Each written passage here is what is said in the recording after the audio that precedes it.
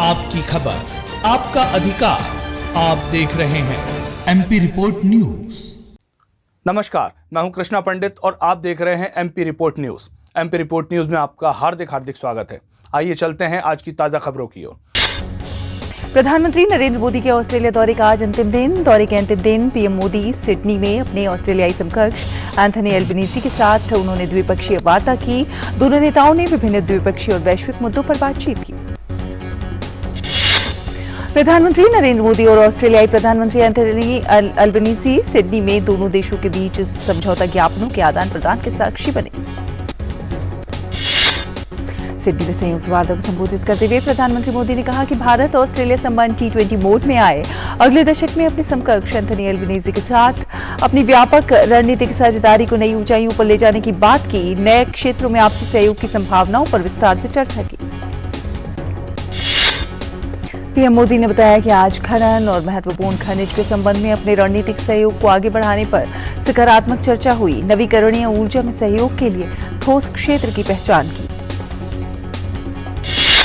प्रधानमंत्री नरेंद्र मोदी ने कहा है कि उन्होंने पीएम एंथनी एल्बनीज़ के साथ ऑस्ट्रेलिया में मंदिरों पर हमले का मुद्दा उठाया है। पीएम एल्बनीज़ ने सख्त कदम उठाने का भरोसा दिया। पीएम मोदी ने कहा कि भारत और ऑस्ट्रेलिया संबंधों का परिप्रेक्ष्य केवल दो देशों तक सीमित नहीं है। ये क्षेत्रीय स्थिरता, शांति और विश्व कल्याण से भी जुड़ा हुआ है। क्वाड समिट में प्रधानमंत्री एंथनी एल्बनीज़ी के साथ हमने इंडो पैसिफिक पर भी चर्चा की। पीएम मोदी ने इस साल भारत में होने वाले क्रिकेट विश्व कप के लिए पीएम एल्बनीज़ के साथ सभी क्रिकेट प्रेमियों को भी आमंत्रित किया है। प्रधानमंत्री नरेंद्र मोदी को आज सिडनी में औपचारिक स्वागत किया गया। प्रधानमंत्री को गार्ड ऑफ ऑनर भी दिया गया। प्रधानमंत्री नरेंद्र मोदी ने सिडनी के एडमिरल्टी हाउस में एडमिरल्टी पुस्तिका पर हस्ताक्षर किया।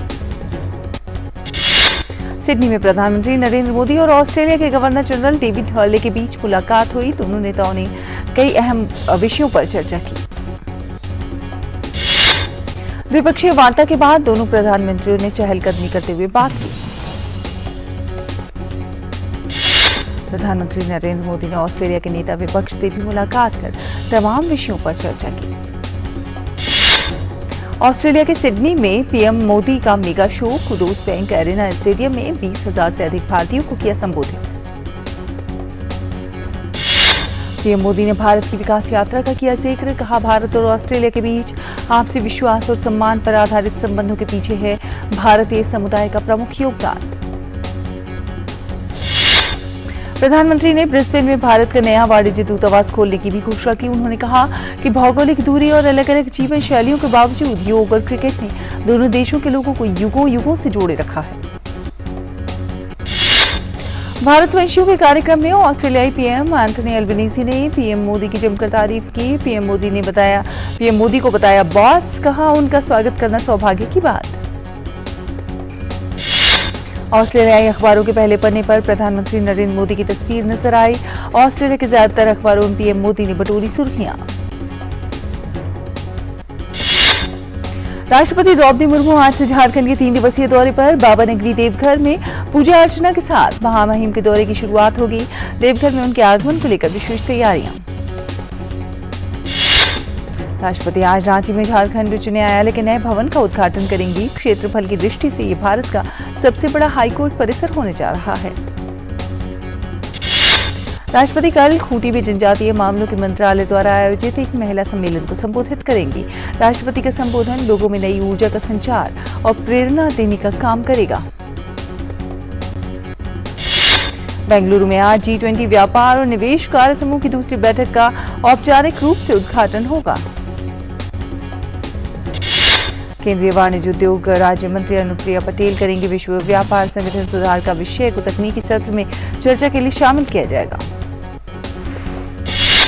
G20 के अध्यक्ष भारत द्वारा लक्षित प्राथमिकताओं में से एक है।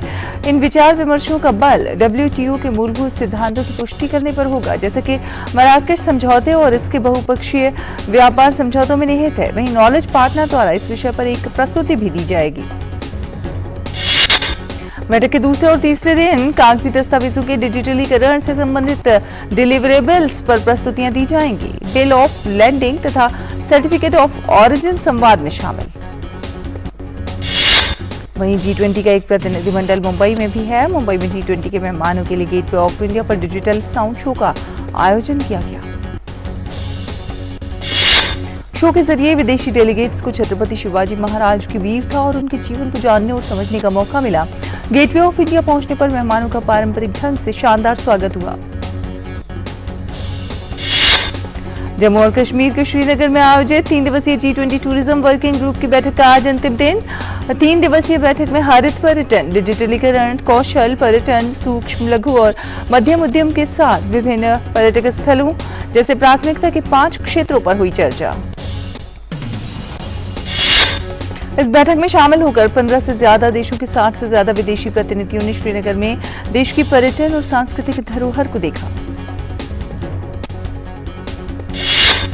केंद्रीय गृह मंत्री अमित शाह आज आजादी का अमृत महोत्सव पर एक प्रेस कॉन्फ्रेंस को संबोधित करेंगे। सम्मेलन में केंद्रीय मंत्री, केंद्रीय संस्कृति मंत्री जी किशन रेड्डी और सूचना एवं प्रसारण मंत्री अनुराग सिंह ठाकुर भी मौजूद रहेंगे। प्रधानमंत्री नरेंद्र मोदी के नेतृत्व में आजादी का अमृत महोत्सव प्रगतिशील भारत के 75 वर्ष पूरे होने और देश के लोगों, संस्कृति और उपलब्धियों के गौरवशाली इतिहास को याद कर उन पर गौरवान्वित महसूस करने के लिए भारत सरकार की एक पहल है। संसदीय कार्य मंत्रालय आज से नई दिल्ली में राष्ट्रीय ई विधान एप्लीकेशन नेवा पर 2 दिवसीय राष्ट्रीय कार्यशाला करने जा रहा है। इस कार्यशाला का उद्देश्य सभी राज्यों और केंद्र शासित प्रदेशों के विधानमंडलों को नेवा प्लेटफॉर्म अपनाने और सदन की कार्यवाही के संचालन में पारदर्शिता और जवाबदेही लाने के लिए प्रोत्साहित करना है। राष्ट्रीय ई विधान एप्लीकेशन सरकार के डिजिटल इंडिया कार्यक्रम के तहत 44 मिशन मोड परियोजनाओं में से एक है, जिसका उद्देश्य सभी राज्य विधानमंडलों के कामकाज को डिजिटल हाउस में बदलकर पेपरलेस बनाना है। अब तक 21 राज्य विधानसभाओं ने नेवा को अपनाने के लिए समझौता ज्ञापन पर हस्ताक्षर किए हैं। यह परियोजना 17 विधानमंडलों के लिए स्वीकृत की गई है और परियोजना के अमल के लिए उन्हें धनराशि जारी की गई है। उनमें से 9 विधानमंडल पहले से ही पूरी तरह डिजिटल हो चुके हैं और नेवा प्लेटफॉर्म पर लाइव है। देश भर के ज्यादातर हिस्सों में गर्मी का सितम जारी है, लेकिन तपती गर्मी के बीच मौसम विभाग ने राहत की खबर दी है। मौसम विभाग के अनुसार आज से 26 मई तक उत्तर पश्चिम भारत में वर्षा हो सकती है। अगले 2 दिनों में पश्चिमी हिमालयी क्षेत्र में अधिकांश स्थानों पर गरज के साथ तेज हवाएं चल सकती हैं। पश्चिमोत्तर भारत के मैदानी इलाकों में कई स्थानों पर गरज के साथ तेज हवाएं चलने और वर्षा होने की संभावना है। दिल्ली, दक्षिण पश्चिम उत्तर प्रदेश, उत्तर मध्य प्रदेश और पूर्वी झारखंड के कुछ स्थानों में लू की स्थिति बनी हुई है। अगले 3 दिनों के दौरान उत्तर पश्चिम भारत में अधिकतम तापमान 4 से 6 डिग्री सेल्सियस की गिरावट आ सकती है। इससे लोगों को भीषण गर्मी से राहत मिलेगी। मध्य प्रदेश में दिसंबर 2022 तक की अवैध कॉलोनियां वैध की जाएंगी, मुख्यमंत्री शिवराज सिंह चौहान ने घोषणा की। मध्य प्रदेश के मुख्यमंत्री शिवराज सिंह चौहान ने कहा, अब अगर अवैध कॉलोनी कटी तो विभागीय अफसर होंगे जिम्मेदार। संयुक्त राष्ट्र में भारत की स्थायी प्रतिनिधि रुचिरा कंबोज ने कहा कि भारत के प्रयासों का उद्देश्य खाद्य और ऊर्जा सुरक्षा के लिए वर्तमान चुनौतियों का समाधान करना है और ये सुनिश्चित करना है कि कमजोर समुदायों की मानवीय जरूरतों को बिना देरी के पूरा किया जाए। संघ लोक सेवा आयोग ने सिविल सेवा 2022 परीक्षा के परिणाम जारी कर दिए। एक बार फिर महिलाओं ने अपनी मेहनत और काबिलियत का लोहा मनवाया। शीर्ष 4 स्थान में महिलाओं का कब्जा। कुल 933 उम्मीदवार सफल हुए, जिसमें इशिता किशोर ने परीक्षा में पहला स्थान हासिल किया। प्रधानमंत्री नरेंद्र मोदी ने यूपीएससी पास करने वाले नौजवानों को बधाई दी और कहा कि ये देश की सेवा करने और लोगों के जीवन में सकारात्मक बदलाव लाने का एक बहुत ही रोमांचक समय है। स्विट्जरलैंड के जेनेवा में आयोजित 76वीं विश्व स्वास्थ्य सभा में केंद्रीय स्वास्थ्य मंत्री डॉक्टर मनसुख मांडविया भारत का प्रतिनिधित्व कर रहे हैं। आज डॉक्टर मांडविया प्रतिभागी राष्ट्रों के बीच स्वास्थ्य सेवा से संबंधित सहयोग के अवसरों को बढ़ावा देने के उद्देश्य से विभिन्न द्विपक्षीय बैठकों में हिस्सा ले रहे हैं। स्वास्थ्य मंत्री मनसुख मांडविया ने बांग्लादेश के अपने समकक्ष के साथ द्विपक्षीय बैठक की और स्वास्थ्य सेवा से संबंधित सहयोग बढ़ाने पर विचार विमर्श किया। विश्व स्वास्थ्य सभा को संबोधित करते हुए केंद्रीय स्वास्थ्य मंत्री डॉक्टर मनसुख मांडविया ने टीबी को जड़ से खत्म करने की प्रतिबद्धता जताई। क्रेडिट रेटिंग एजेंसी मूडीज ने कहा है कि भारत का सकल घरेलू उत्पाद जीडीपी साल 2022 में $3,500 अरब से अधिक रहा और अगले 5 वर्षों तक ये G20 समूह में सबसे तेजी से बढ़ने वाली अर्थव्यवस्था रहेगा। मूडीज ने कहा है कि भारत की एक बड़ी युवा एवं शिक्षित श्रम शक्ति, छोटे परिवारों की बढ़ती संख्या और शहरीकरण से आवास, सीमेंट और नई कारों के लिए मांग बढ़ेगी। इसके अलावा ढांचागत क्षेत्र पर सरकारी खर्च बढ़ने से इस्पात एवं सीमेंट कारोबार, शुद्ध शून्य उत्सर्जन से नवीकरणीय ऊर्जा में निवेश बढ़ेगा। केंद्र सरकार ने गेहूं के निर्यात पर प्रतिबंध हटाने की संभावना से इनकार किया है, लेकिन कहा है कि राजनयिक माध्यमों से खाद्यान्न की खेपों पर मामला दर मामला आधार पर विचार किया जाएगा। भारतीय रिजर्व बैंक ने नियामक मानदंडों का उल्लंघन करने के लिए 3 बैंकों और 2 गैर बैंकिंग वित्तीय कंपनियों पर जुर्माना लगाया है। जिन बैंकों पर जुर्माना लगाया गया उनमें एक बैंक मिनिमम बैलेंस मेंटेन नहीं करने वाले ग्राहकों से अधिक शुल्क वसूल रहा था, जबकि दूसरे बैंक ने उसी ग्राहक को ग्राहक पहचान कोड जारी किया था। आरबीआई ने कहा कि कन्याकुमारी जिला केंद्रीय सहकारी बैंक पर 7.50 लाख रुपए और राष्ट्रीय सहकारी बैंक और कृष्णा सहकारी बैंक पर 1 लाख रुपए का जुर्माना लगाया गया है। इसके अलावा रेनबो फाइनेंस इंडिया पर 4 लाख रुपए और श्रेष्ठ फिनवेस्ट पर 2 लाख रुपए का जुर्माना लगाया गया है।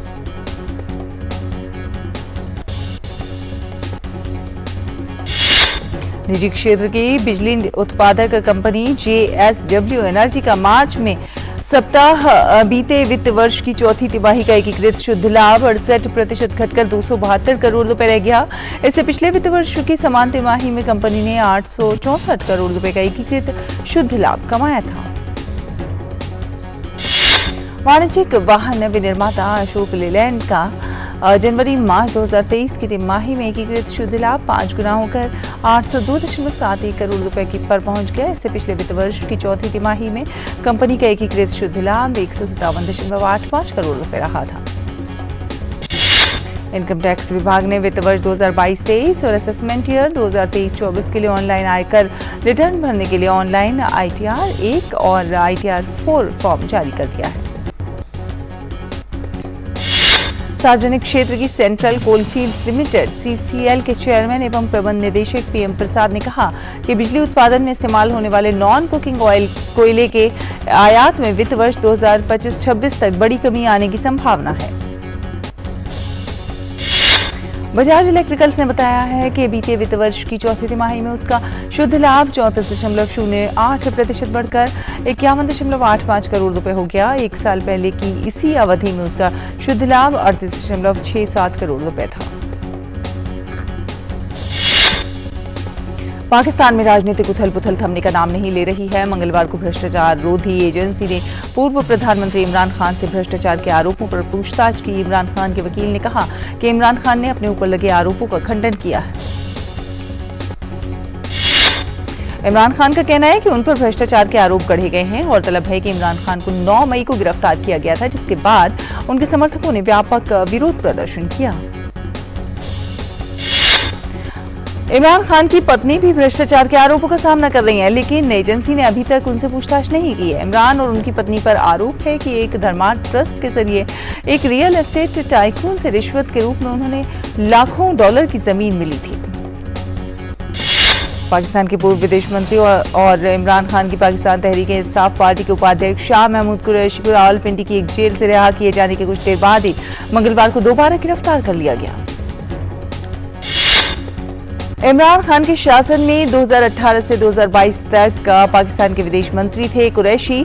पाक मीडिया के मुताबिक इस्लामाबाद हाई कोर्ट ने मंगलवार को कुरैशी की रिहाई का आदेश दिया था। कुरैशी ने अदालत को आश्वस्त किया था कि वो आंदोलन करने और कार्यकर्ताओं को उकसाने से दूर रहेंगे। 9 मई को पूर्व प्रधानमंत्री इमरान खान की गिरफ्तारी के बाद हिंसक विरोध प्रदर्शन हुए थे। गिरफ्तार किए गए पाकिस्तान तहरीक-ए-इंसाफ PTI के शीर्ष नेताओं में कुरैशी भी शामिल थे। एक रूसी अदालत ने वॉल स्ट्रीट जर्नल के संवाददाता इवान गेर्शकोविच की हिरासत को 3 महीने के लिए बढ़ा दिया है। अमेरिकी नागरिक गेर्शकोविच को 30 अगस्त तक कैद में रखने का आदेश दिया गया। इवान गेर्शकोविच को मार्च में रूस में एक रिपोर्टिंग यात्रा के दौरान जासूसी के आरोप में गिरफ्तार किया गया था। रूस के अधिकारियों ने इस बारे में विस्तार से नहीं बताया है कि जासूसी के आरोप में उन्होंने कौन से सबूत जुटाए थे। व्हाइट हाउस ने बताया है कि राष्ट्रपति बाइडेन घटनाक्रम को लेकर काफी चिंतित हैं। व्हाइट हाउस के प्रवक्ता जीन पियरे ने कहा है कि गेशकोविच और अमेरिकी नागरिक पॉल व्हेलन को रूसी हिरासत से तुरंत रिहा किया जाना चाहिए। अमेरिका में कर्ज संकट की समस्या का अभी तक कोई समाधान नहीं निकल पाने से वहां की घरेलू स्थिति पर तो प्रभाव पड़ ही रहा है, साथ ही साथ वैश्विक स्तर पर भी इसकी गूंज सुनाई देने लगी है। अमेरिका के वित्त मंत्रालय ने कहा है कि उसे उम्मीद है कि बिना ऋण सीमा बढ़ाए वो केवल 1 जून तक अमेरिकी सरकार के बिलों का भुगतान कर पाएगा। ऋण सीमा बढ़ाने के लिए अमेरिका की संसद में सरकार और रिपब्लिकन के बीच किसी समझौते पर पहुंचने के लिए महज कुछ दिन बचे। इस संबंध में अमेरिकी राष्ट्रपति जो बाइडेन और रिपब्लिकन हाउस के स्पीकर केविन मैकार्थी के बीच बातचीत किसी नतीजे पर नहीं पहुंची। हालांकि इसे अन्य बैठकों की तुलना में काफी सार्थक बताया गया। कनाडा के जंगलों में लगी आग पर काबू पाने की कोशिशें लगातार जारी हैं। इस काम में न सिर्फ सेना काम कर रही है बल्कि बड़ी संख्या में फायर टेंडर भी जुटे हुए हैं। भीषण आग से अल्बर्टा प्रांत में जंगलों में करीब 10 लाख हेक्टेयर भूमि जल चुकी है। कनाडा और संयुक्त राज्य अमेरिका के 2800 से अधिक अग्निशामक अल्बर्टा के जंगलों में लगी आग पर काबू पाने के लिए जुटे हुए हैं। वहीं ऑस्ट्रेलिया और न्यूजीलैंड कनाडा हालात पर काबू पाने के लिए कनाडा को सहायता भेज रहे हैं। इस सप्ताह के अंत तक न्यूजीलैंड और ऑस्ट्रेलिया के अग्निशामक कनाडा पहुंच जाएंगे। फ्रांस ने कार्बन उत्सर्जन में कटौती करने के लिए ट्रेन के विकल्प वाली जगहों पर घरेलू छोटी मालवाहक उड़ानों पर प्रतिबंध लगा दिया है। सांसदों ने 2 साल पहले इस तरह के प्रतिबंधों को मंजूरी दी थी। फ्रांस में मालवाहक उड़ानों पर प्रतिबंध का ये उपाय 2021 के जलवायु कानून में शामिल था और पहले से ही व्यवहार में लागू था, लेकिन कुछ एयरलाइंस ने यूरोपीय आयोग से इसकी वैधता की जांच करने की मांग की थी। ब्रिटेन के पूर्व प्रधानमंत्री बोरिस जॉनसन की मुश्किलें बढ़ सकती हैं और लॉकडाउन नियम तोड़ने के मामले में जॉनसन के खिलाफ नए सिरे से जांच हो सकती है। गौरतलब है कि बोरिस जॉनसन पर अपनी ही सरकार में महामारी लॉकडाउन नियमों को तोड़ने के लिए जुर्माना लगाया गया था। मेट्रोपॉलिटन पुलिस बल और टेम्स वैली पुलिस ने कहा है कि वो जून 2020 और मई 2021 के बीच की घटनाओं से संबंधित विवरणों का आकलन कर रहे हैं। वहीं जॉनसन ने लगातार इन आरोपों को खारिज किया है। बोरिस जॉनसन का कहना है कि उनके या उनकी पार्टी के नेताओं की तरफ से लॉकडाउन के किसी नियम को नहीं तोड़ा गया। हालांकि इसी साल 25 मई को सिविल सर्वेंट स्यू ग्रे की जांच कमेटी ने जो रिपोर्ट दायर की है उससे साफ हो गया है कि कोरोना के सबसे कठिन वक्त के दौरान ब्रिटिश सरकार के मंत्री नियमों को ताक पर रखकर पार्टियां कर रहे थे। इस रिपोर्ट में मई 2020 से लेकर अप्रैल 2021 के बीच की 16 पार्टियों के फोटोग्राफ और जानकारियां आई थी। साथ ही साथ ये भी कहा गया था कि पीएम बोरिस जॉनसन खुद इनमें से कम 6 अवैध पार्टियों में शामिल थे। और चेन्नई सुपर किंग्स ने आईपीएल के फाइनल में जगह बना ली है। चेन्नई की टीम ने पहले क्वालिफायर में गुजरात टाइटंस को 15 रनों से हराने में सफलता पाई। इस जीत के साथ चेन्नई सुपर किंग्स ने रिकॉर्ड 10वीं बार आईपीएल के फाइनल में प्रवेश किया।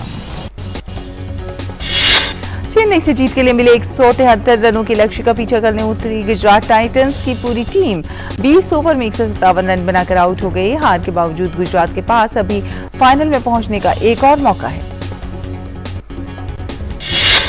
मुंबई इंडियंस और लखनऊ सुपर जायंट्स के बीच आज चेन्नई में आईपीएल 2023 का एलिमिनेटर मुकाबला खेला जाएगा। इस मुकाबले में हारने वाली टीम टूर्नामेंट से बाहर हो जाएगी, जबकि विजेता टीम का सामना क्वालिफायर 1 में हारने वाली गुजरात टाइटंस से होगा। Bahrain para badminton international tournament में भारतीय खिलाड़ियों का शानदार प्रदर्शन देखने को मिला है। इस प्रतियोगिता में भारत ने 2 स्वर्ण, 9 रजत और 12 कांस्य पदक सहित कुल 23 पदक जीतने में सफलता पाई। भारत के लिए पैरालंपिक चैंपियन प्रमोद भगत ने 2 स्वर्ण और 1 कांस्य अपने नाम किया। प्रमोद ने पुरुषों के एकल और युगल में स्वर्ण जीता, तो वहीं सुहास यतिराज ने SL4 में रजत पदक जीता। खेलो इंडिया यूनिवर्सिटी गेम्स 2022 में कबड्डी की शुरुआत हो गई है। पुरुष वर्ग में गुरु काशी यूनिवर्सिटी तलवंडी साहब ने कोलकाता की एडमास यूनिवर्सिटी को 46-29 से हराने में सफलता पाई। आज भी कबड्डी के मुकाबले खेले जाएंगे। शॉटगन निशानेबाजी विश्व कप में भारत को स्कीट स्पर्धा में रजत और कांस्य पदक हासिल हुआ है। गनीमत शेखों ने देश के लिए रजत जीतने में सफलता पाई। ये विश्व कप के व्यक्तिगत वर्ग में गनीमत का पहला पदक है। वहीं 21 साल की दर्शना राठौर ने कांस्य पदक हासिल किया है। दर्शना का भी ये विश्व कप में पहला पदक है। उन्होंने 50 में 47 अंक अर्जित किए। भारतीय टेबल टेनिस खिलाड़ी मनिका बत्रा ने सिंगापुर की वोंग शिन रू को हराकर विश्व टेबल टेनिस चैंपियनशिप के अंतिम 32 में जगह पक्की कर ली है। मनिका ने मैच को 11-9, 14-12, 11-4, 11-8 से अपने नाम किया। पुरुष युगल में आज शरद कमल और जी साथियान की जोड़ी ने प्री क्वार्टर फाइनल मुकाबला खेलेगी। भारतीय जोड़ी का सामना एल पिचफोर्ड और पी ब्रिकहाल से होगा। मिश्रित युगल में जी साथियान और मनिका बत्रा की जोड़ी का सामना अंतिम 16 के मुकाबले में स्वीडन की क्रिस्टीना कार्लबर्ग और मोरेगाज की जोड़ी से होगा। साथियान ने मनिका के साथ मिलकर ब्राजील के एरिक चोटी और को हराया था। महिला युगल में मनिका बत्रा और अर्चना कामत की जोड़ी आज क्वार्टर फाइनल में स्थान बनाने के उद्देश्य से उतरेगी। भारतीय जोड़ी का सामना जापान की मी मोइटो और हीना हटाय की जोड़ी से होगा। पीवी सिंधु और एचएस प्रणॉय सहित शीर्ष भारतीय खिलाड़ी बुधवार से मलेशिया मास्टर्स बैडमिंटन टूर्नामेंट में अपने अभियान की शुरुआत करेंगे। सिंधु पहले दौर में डेनमार्क की लाइन क्रिस्टोफर सेन से भिड़ेंगे। प्रणॉय को पुरुष एकल के पहले दौर में छठी वरीयता प्राप्त चौ चियान चेन का सामना करना है। किदाम्बी श्रीकांत जापान की कांता सुनेयामा के खिलाफ अपने अभियान की शुरुआत करेंगे। ला लीगा चैंपियन बार्सिलोना को लीग में आश्चर्यजनक रूप से हार का सामना करना पड़ा। रियल वलाडोलिड ने बार्सिलोना को 3-1 से हराने में सफलता पाई। फ्रांस में कान फिल्म फेस्टिवल के 8वें दिन कई महत्वपूर्ण फिल्मों की स्क्रीनिंग हुई तो फिल्म उद्योग से जुड़ी जानी मानी हस्तियों के कई सत्र भी संचालित किए गए। 8वें दिन भारतीय फिल्म पवेलियन का आकर्षण आगरा फिल्म के निर्माता और निर्देशक से बातचीत का सत्र रहा। आगरा फिल्म कानू बहल के निर्देशन बनी है और इस फिल्म का निर्माण भारत और फ्रांस ने मिलकर किया है। आगरा का वर्ल्ड प्रीमियर आज कान फिल्म फेस्टिवल में होने जा रहा है। वहीं भारतीय संगीतकार महेश राघवन की शानदार प्रस्तुति ने भारतीय पवेलियन में 4 चांद लगा दिए। अनुराग कश्यप की film Kennedy Cannes film festival 2023 के मिडनाइट स्क्रीनिंग सेक्शन में दिखाई जाएगी। दिल्ली की एक अदालत ने मंगलवार को बॉलीवुड अभिनेत्री जैकलिन फर्नांडिस को 25 मई से 12 जून तक विदेश जाने की अनुमति दी, जो 200 करोड़ रुपए की जबरन वसूली के मामले में आरोपियों में से एक है, जिसमें सुकेश चंद्रशेखर शामिल है। बॉलीवुड स्टार टाइगर श्रॉफ की एक्शन और रोमांटिक फिल्म हीरोपंती को 9 साल पूरे हो गए हैं। टाइगर श्रॉफ ने 2014 में फिल्म हीरोपंती से बॉलीवुड में डेब्यू किया था। टाइगर फिल्म के 9 साल पूरे होने पर सेलिब्रेट कर रहे हैं। अदिति राव हैदरी और भारतीय मूल की ब्रिटिश एक्ट्रेस पेज संधू जल्दी ही अपकमिंग फिल्म शेरनी में स्क्रीन शेयर करती नजर आएंगी। इस फिल्म की घोषणा मंगलवार को चल रहे कान फिल्म फेस्टिवल के इंडिया पवेलियन में की गई। बॉलीवुड के खिलाड़ी अक्षय कुमार ने उत्तराखंड के केदारनाथ मंदिर के दर्शन किए। एक्टर रणविजय सिंह तीसरे सीजन में सिटी ऑफ ड्रीम्स में शामिल हो गए। Streaming show TVF aspirants fame actor Sunny Hinduja ने शो के दूसरे सीजन की शूटिंग पूरी कर ली है, जो इस समय दिल्ली में चल रही है।